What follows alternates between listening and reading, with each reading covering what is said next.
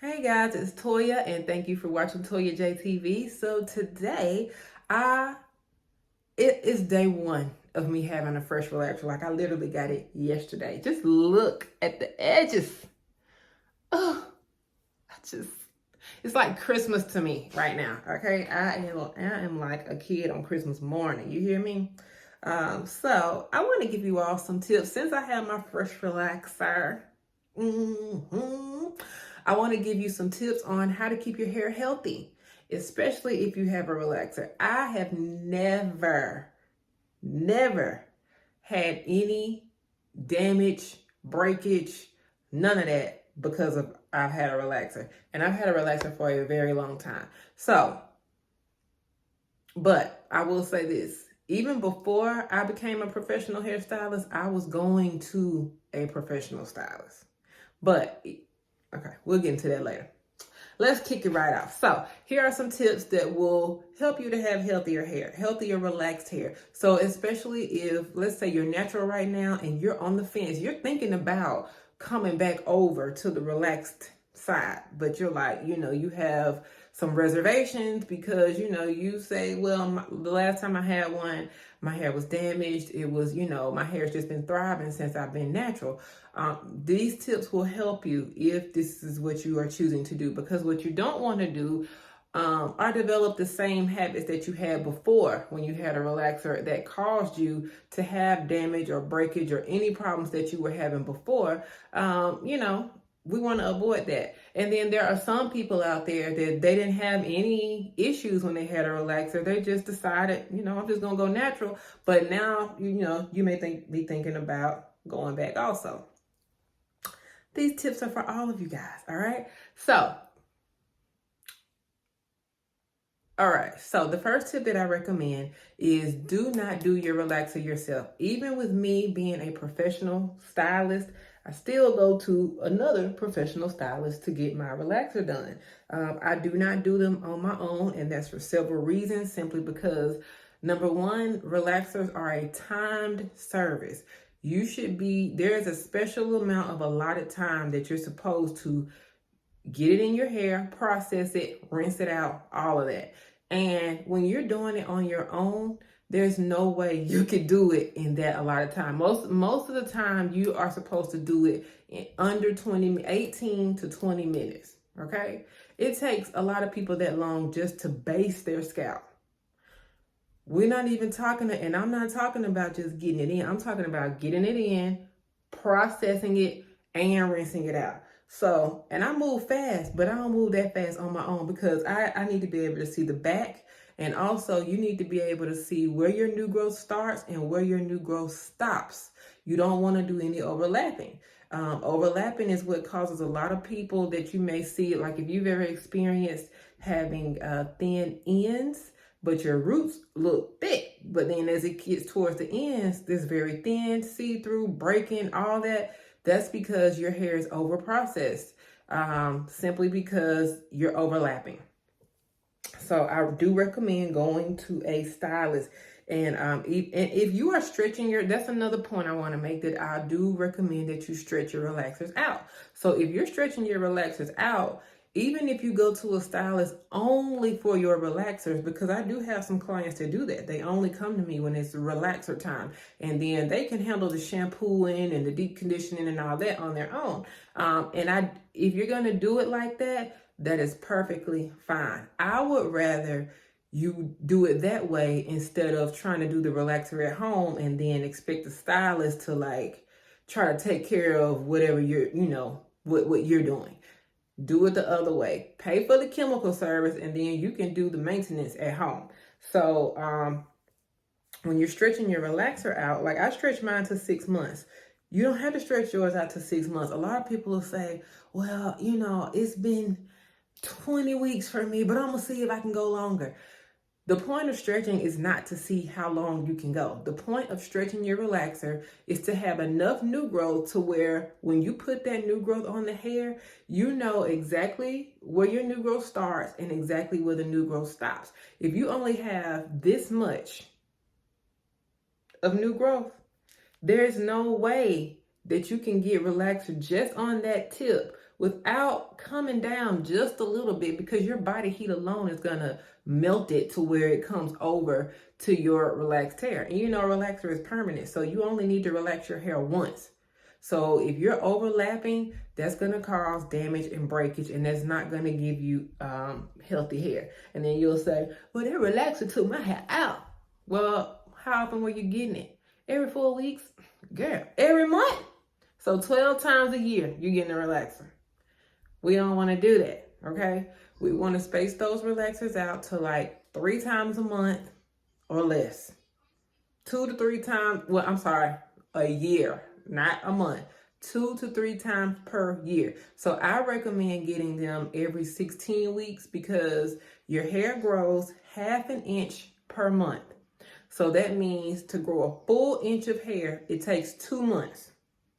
So to grow 2 inches of hair, it's going to take 4 months.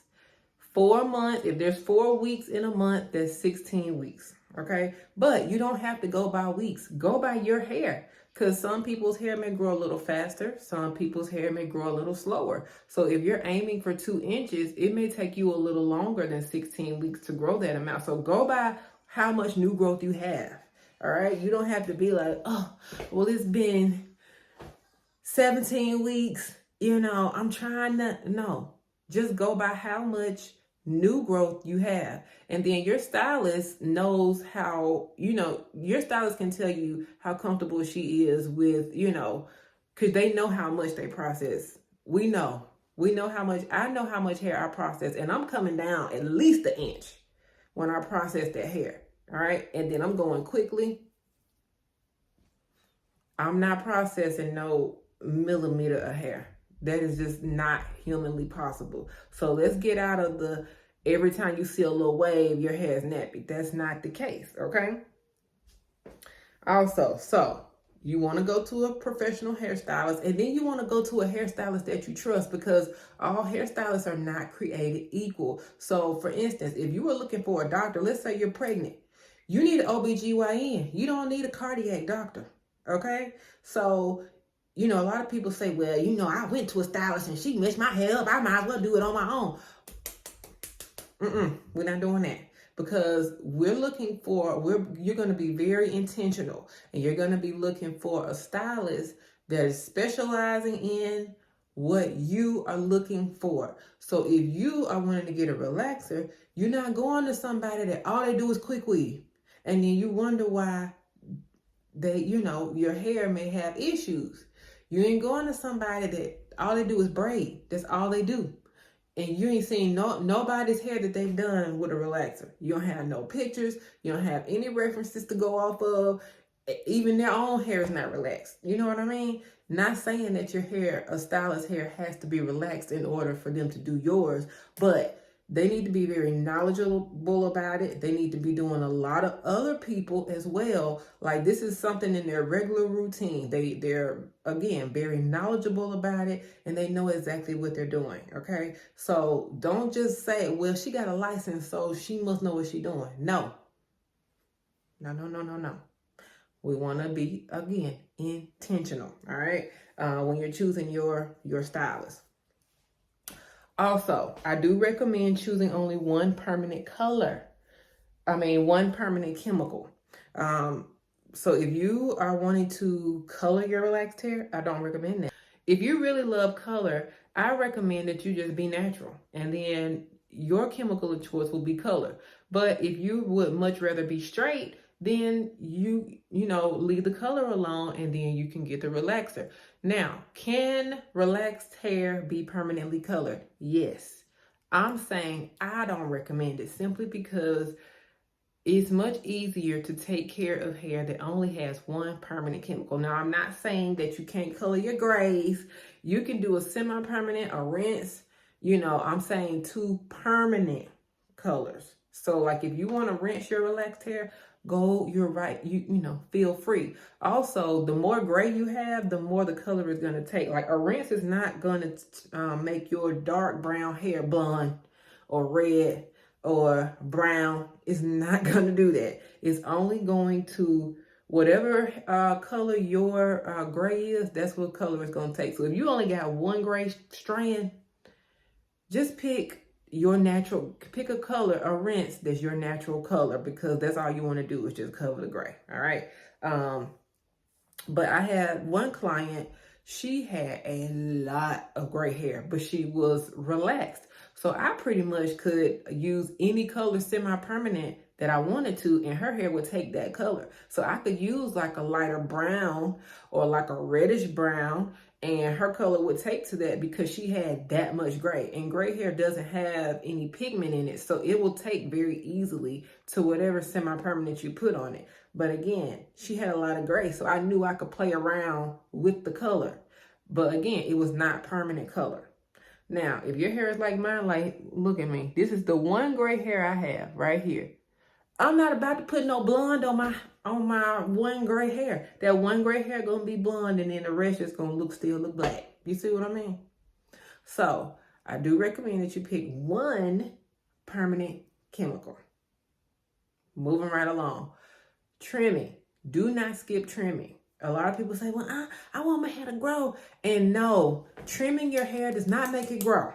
That is not true, because your hair grows from the root. Trimming happens on the ends. So what you do up here, what you do down here is not going to stunt your growth up here. But what trimming does is it keeps your ends healthy, because split ends, they break and they're very thin and they're very brittle. So what will happen is once your ends start splitting, it goes up the hair shaft. So if you are trimming your ends on a schedule, and I'll do a whole other video on a trim schedule, but if you're trimming your ends on a schedule consistently, you'll be able to retain more of the length that you grow, because you're not having to cut so much. Because if you wait until your ends split up to here, then you're going to need to get it cut up to here. And it's not that your hair isn't growing, it's that you keep skipping your trims. So instead of having to cut just like that much, you're having to cut this much, because you wait years and years to get your hair trimmed. All right. Again, I'll do another video on the trim schedule. Okay. Then also, we're still talking about tips for healthy, relaxed hair. When it comes to using heat, I'm sorry, y'all. I'm just obsessed with my hair right now, so I just got to comb it while I give y'all these tips. But when it comes to using heat, the relaxer has done pretty much the work for you. So you should not have your heating tool, whether you're using a flat iron, curling iron, curling wand, whatever, you should not have it up to the highest setting. And the setting that you use, and you should also be using a heating tool where you can change the temperature. It shouldn't just say on and off, because you don't know what temperature that is. You should be able to adjust the heat as you see fit. Because I know for me, the temperature that I use when I'm in month 6 of my stretch is a whole different temperature than what I use on day 1 of my, just getting a fresh relaxer. So when you get a fresh relaxer, you want to have it on low heat. Okay, you want to have it on low heat, versus when you're deep off in your stretch, you're pretty much doing a silk press. So you can cut the heat up a little bit higher. But again, that's why it's very important to have a adjustable temperature on your flat iron. And y'all know, I do sell flat irons in my line by L. Jones. I sell the Toya Primo flat irons. Those flat irons get hot. You hear me? But like next week, if I decide to put heat on my hair next week, which I probably won't, because I think I'm going to do a roller set. But if whenever I decide to put heat on my hair, I'm probably not going to go over 400. 400 will be the max. I may do like 375, because again, my hair, I got a fresh relaxer. Like, that's what the relaxer does. It gets your hair straight. So again, I'm only going to probably use 375 to 385 or something like that. Again, I'm not going past 400 on freshly relaxed hair. You don't have to. You don't want to burn your hair out, because you can't do that. So when using the heat, and also the frequency in which you use the heat, you should not be touching up your relaxed hair every other day. No, wrap that hair and keep it moving. Wrap it and keep it moving. That's another thing that I recommend when you're styling. You can get a lot of straight styles without using heat. You can do the large rollers, and then all you have to do is wrap it and your hair will come out just like this. Or you can blow dry it on low heat and then flat iron it on low heat. That's what my stylist did because we were pressed for time. So I didn't have time to sit up under the dryer and do a roller set, but we did it on low heat. So that's what I have here. Also, when it comes to using products, shameless plug, but the By L. Jones product line, I have an entire collection made specifically for relaxed hair, or really if you have a permanent chemical period. But I do recommend that you do a reconstructive treatment and a moisturizing treatment. You don't have to do them together, but alternate them and do them at least once a month. If your hair tends to be damaged, you need to do it twice a month. So that means if you shampoo your hair every 2 weeks, you'll be doing a reconstructive treatment the first time, or it really doesn't matter, and then you'll alternate with the intense moisturizing treatment. So every time you shampoo your hair, you need to be adding either moisture or protein, because healthy hair is an equal balance of moisture and protein. So you don't want to do too much protein, you don't want to do too much moisture. You want to do it equally, so you need to alternate. I shampoo my hair every week, so I may anytime I get a fresh relaxer, I always get a reconstructive treatment. So next week when I shampoo, I won't need to do a reconstructive treatment. But the week after that, I'll probably do a moisture. And then 2 weeks after that, I'll do a reconstructive again. So I basically am doing one reconstructive treatment a month and one moisturizing treatment a month. Oiling your scalp, I do recommend doing hot oil treatments at least once a month. That helps your scalp. And also when it comes to your ends, if you want to stretch your relaxers out, I recommend using the Satin Moisture Cream. Because what the Satin Moisture Cream does is it keeps your ends moisturized. You remember I said the ends are the oldest part of the hair. So they need the most moisture. And all you need is a teeny tiny drop of this. This is how much you need. Just a drop. Because what you're going to do is you're going to rub that in your hands and put it on your ends.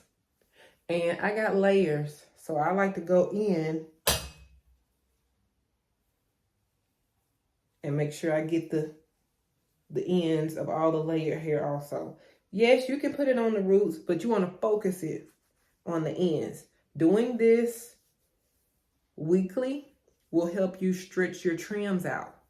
Okay, so that way your ends are they're splitting less often because you're keeping them moisturized.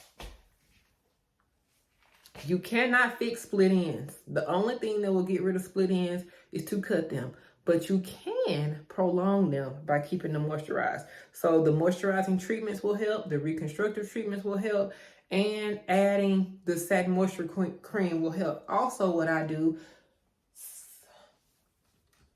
sometimes I will add leave-in conditioner as well. With the leave-in conditioner, I use this every time I shampoo, but sometimes during the week on my dry hair, especially like in the very, very cold winter months when your hair tends to dry out, I like to just spray just one spray on my hand and then rub it in. And you see, you can't really even see it on my hand. So that's how you know it is not going to weigh your hair down. It is not going to do anything to your hair. You don't want, if you feel the product on your hair, you're using too much. And then after that, all you need to do is wrap it up, roll it up, or whatever you're going to do. Do this, like I said, at least maybe 2 to 3 times a week. And that will stretch out your ends from needing to be trimmed as often. Especially for those of you that do not like getting trims. Do that like twice a week, 3 times a week, you will be good to go. And because my clients that do this on a regular basis, they get their trims every 12 weeks. So that's every 3 months. You know, a lot of people, back in the day, we used to get when people thought that you had to get a relaxer every 6 weeks, we was getting trims every 6 weeks too. And that's why our hair always stayed the same length. But now that we have evolved, we're stretching our relaxers. But see, I get my relaxers every 6 months, but I'm not waiting to get a trim to every 6 months. I still get my trims like I get it once in between. So I get it every 3 months. So I get it halfway in my stretch, and then I get one on my relaxer day. That's how I do mine. But if you're not taking care of your ends, if you're flat ironing your hair every day, blow drying it every day, you're using high heat, you're not wrapping your hair, you're not tying it up at night at all, you're just going to bed, waking up, your ends are going to need to be trimmed more often because they're experiencing so much friction and so much dryness. They're drying out. You're going to need to trim more often. So if you don't want to do that, then keep them moisturized and keep the heat out. You don't have to keep it out, but keep it low. You gotta be smart about using heat when you do use it. Keep the heat low. You know what your hair can handle, or you should. Your hair will tell you. If you're using heat too high, your hair will start breaking. Okay. So we're gonna stop it right there. These are just the starter tips on what you need to do if you want to have healthier, relaxed hair. Most important tip, I would say, my top 2 tips are stretch your relaxers out and let a professional hairstylist that you trust, that is knowledgeable and knows what they're doing, do your relaxer. Those are my top 2 tips, but all the rest are important as well. All right, they all go into your hair care. All right. So I hope you guys enjoyed this video. I do have more tips for you, and I will make a separate video for those on a later date. But if this has helped you, please comment, like, and subscribe to the channel, and I will see y'all next time. But for now, honey, I'm about to get back in this mirror and play in my hair some more. Talk to y'all later. Bye-bye.